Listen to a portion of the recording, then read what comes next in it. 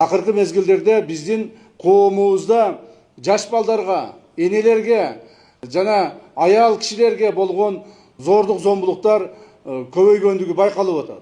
Жакында эле мына өзүңүздөр жакшы билгендей, ушу Бишкекте мурдагы милиция кызматкеринин мыкаачылыгынын негизинде аял киши, эне, 3 баланын энеси атып өлтүрүлдү.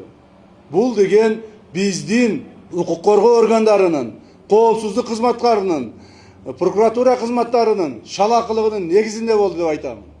Себеби ошол маркум атып өлтүрүлгөн Жибек деген биздин жараныбызга коргоо карточкасы берилген экен.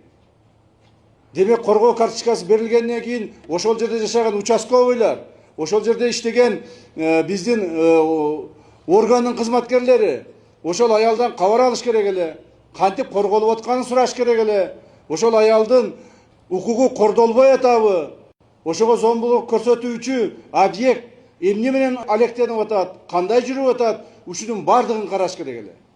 Бүгүнкү күндө ушул нерсенин бардыгы каралган эмес. Бул жөн гана колуна коргоо бая карточкасын карматып койгон, ошону менен болду. Ал аял менен эч ким иши болгон эмес. Ушул маселе боюнча азыр бизде тергөө башкы башкармалыгында тергөө иштери башталды. Укук коргоо органдарынын шалакылыгынын негизинде болгон ушул кылмышты биз аягына чейин тергейбиз.